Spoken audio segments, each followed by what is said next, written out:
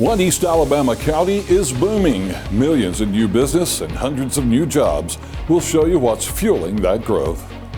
Temperatures are going to continue to average 15 to 20 degrees below the norm for this time of year. An extremely cold forecast is coming up. Coming up in sports, the Calhoun County basketball tournament is in action all week long with the championship games on Saturday. EAN Local News starts right now.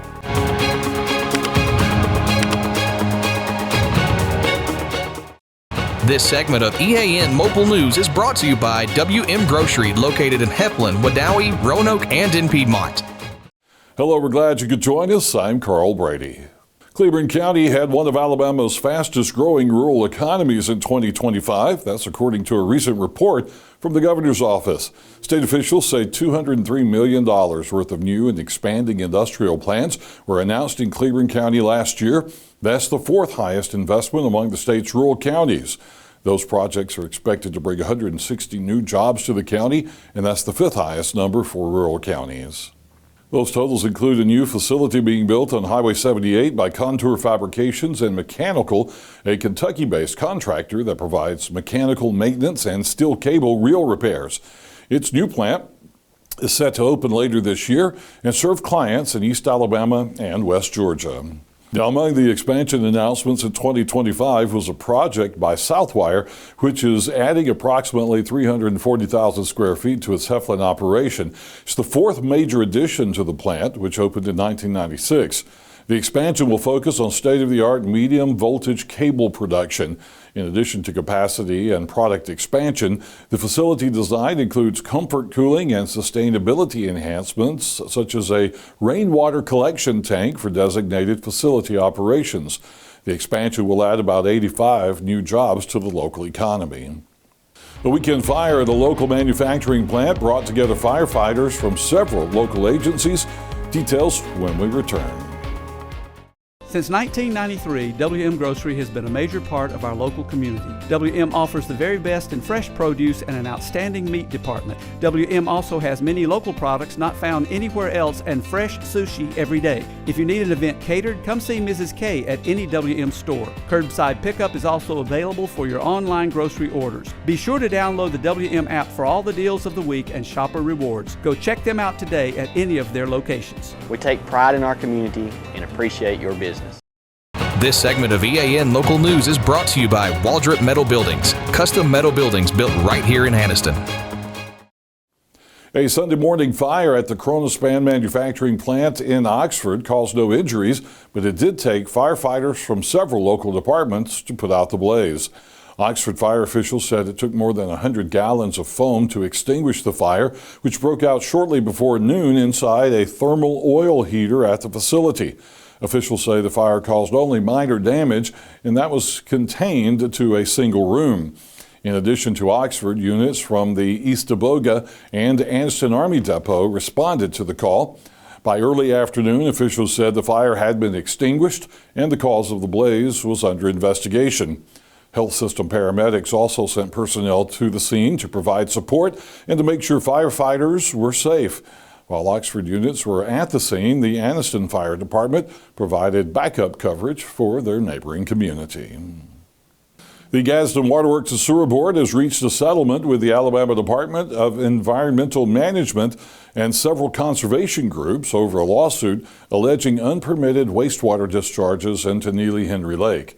According to Coosa Riverkeeper, the discharges occurred at Gadsden's wastewater treatment plant on the Coosa River. Without admitting liability, the Water Board agreed to make extensive sewer system repairs, increase inspections and maintenance, and pay a civil penalty to ADEM. The settlement also includes funding to help customers repair private sewer lines and a one-time contribution to the Alabama Aquatic Biodiversity Center. The agreement resolves both state and federal lawsuits filed by multiple conservation groups. When we come back, more job opportunities are coming to East Alabama. Find out how you can connect with employers next month. Big dreams deserve a strong foundation. Whether you're starting a business, building a backyard shop, or just need more space, Waldrop Metal Buildings is ready to help. Every project is built to fit your vision, your style, and your budget. Let's bring that dream to life. Call Waldrop today.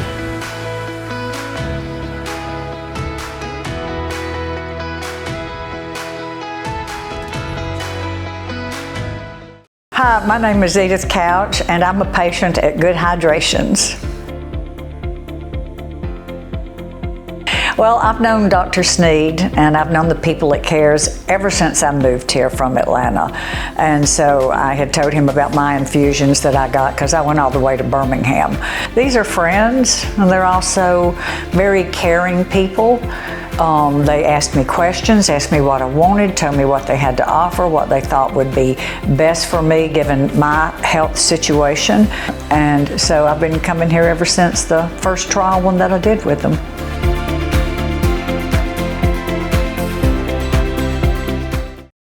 This segment of EAN Local News is brought to you by Oxford Lumber. Come visit us at any one of our 5 locations in Oxford, Roanoke, Talladega, Jacksonville, and Lincoln.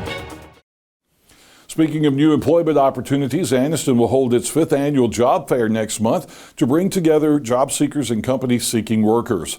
The fair is scheduled for Wednesday, February 25th from 2:30 p.m. to 5:30 p.m. at the Anniston City Meeting Center on Noble Street. The event will be in the main hall of the center with a designated interview space available in Room A for on-the-spot discussions. The job fair is being hosted by the Calhoun County Chamber of Commerce and the Calhoun County Economic Development Council in partnership with the City of Anniston. Businesses that want to set up booths to attract new workers are invited to register through the Chamber's website. Job seekers may also complete a form on the city's website before attending the fair. As overnight temperatures continue to fall below freezing this week, United Way of East Central Alabama, working with the City of Anniston, will keep Martha's Hope open each evening this week to provide a warm, safe place for those in need.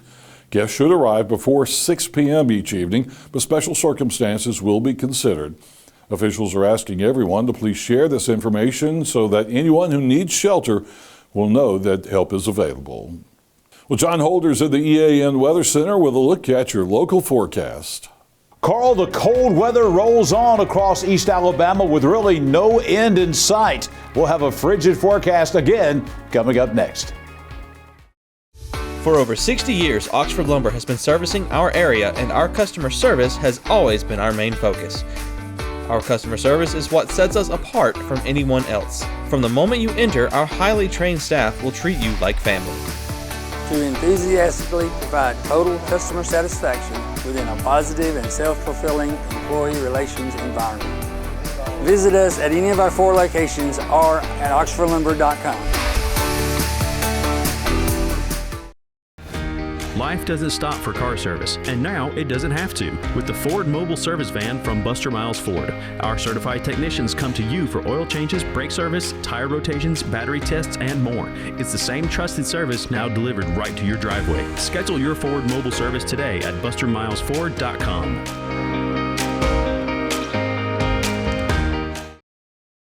EAN News would like to thank all our commercial sponsors. Go check out our sponsors' links in the description below. Blue sky and sunshine today across East Alabama. A beautiful day, not a cloud to be seen anywhere across the region. And it was a little bit warmer today. It was not warm at all this morning. You see the EAN weather cam with the blue sky. Here in the EAN Weather Center today, we started off at 13 degrees this morning, 21 below the average. We did make it back into the 40s today at 42. That's still 14 degrees below the average. By the way, last week, we actually hit the bottom as far as averages go. We are now on the upswing as far as our average high temperatures. We begin to rise now after last week, but we're not seeing that in real time. That's a historical average. The real-time temperatures are not going to be rising anytime soon. Another cold night coming up tonight across East Alabama. Mostly cloudy skies. We're going to see that sunshine turn into clouds as we make our way through the night tonight. No chance of precipitation. Cold tonight, but still, look at this. 23 degrees, and folks, that'll be 10 degrees warmer than last night. Coming up tomorrow, a mix of clouds and sunshine. Clouds in the morning, 29 degrees at 9 o'clock. We'll hit 40 by lunchtime again with that mix of clouds and sunshine. And then tomorrow afternoon will be a little bit warmer, maybe some mid-40s. That's about as good as we're going to see for the next several days. 47 tomorrow afternoon at 3 o'clock across the region. 7-day forecast has some very low numbers coming. We're going to reach up to 48 degrees on Thursday, 46 on Friday. Obviously, those numbers about 8 to 10 degrees below the average. Nighttime lows remaining in the 20s, low to mid 20s. And then get ready, folks. Another reinforcing shot of even colder air is coming our way for the weekend. By Friday night and Saturday morning, we're down to 15 degrees. We're going to see the coldest air we've seen so far this season coming on Saturday. Plenty of sunshine. The high temperature, 27 degrees. We're back down to 13 degrees on Sunday morning. 18 degrees on Monday morning. We're going to have 3 days in a row where nighttime temperatures are going to be in the teens across East Alabama. Finally, maybe in a week or so, we might hit 50 degrees. That's still going to be 5 degrees below the average, but we do not see anywhere close to a 50-degree temperature coming for at least another 7 days across East Alabama. We're trying our best to find you some warm weather, but it does not look like it's coming. Here's the 8 to 14-day temperature outlook for the United States, and all of the warm weather taking us all the way well into the first week of February and beyond. All the warm weather is way out here in the west, but once you get to about the Mississippi River, then it turns cold. We're way below normal all the way from the Mississippi River to the Atlantic Ocean, it looks like, for at least the next couple of weeks, with temperatures way below the average. So bundle up. Those power bills, those heating bills are going to continue to go sky high for the next week or so across the region. I'll be back here tomorrow morning, bright and early at 6 a.m. with your Wednesday weather at a glance. Sports is coming up next. Colby Amos standing by after the break. Discover the elegance of fine jewelry at Couch's Jewelers. From timeless diamonds to stunning gemstones, every piece is crafted to perfection. Experience the quality in person. Your next treasure awaits. Visit us today in Anniston. High school basketball action continued this week at the Calhoun County tournament that got underway at the Pete Mathews Coliseum, bringing teams together from across the county for a full slate of games. The annual tournament featured competitive matchups on both boys and girls sides, with several teams advancing after very strong performances. On the girls' side, Pleasant Valley earned a close win over Welborn, defeating the Tigers 36-32. The game remained close throughout, with both teams trading baskets and defensive stops before Pleasant Valley was able to hold on late. Donahoe also picked up a win with the girls' side on Friday, defeating Faith Christian 30-23. Defense played a key role in the low-scoring game as Donahoe limited scoring chances and controlled the pace.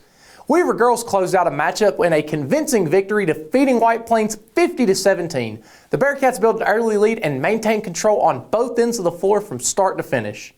On the boys' side, Donahoe turned in a strong performance, defeating Welborn 83-44. The Falcons pushed the tempo early and continued to extend the lead with steady scoring and defensive pressure. In another boys' matchup, Sachs defeated Ohatchee 68-52. The Wildcats used balanced scoring and solid rebounding to keep control of the game and secure the win. The Jacksonville Christian Academy Thunder stayed strong through their matchup against Faith Christian, defeating the Lions 56-52 in a nail-biter win. As it came down to the final minute, JCA will advance to the next round of the tournament.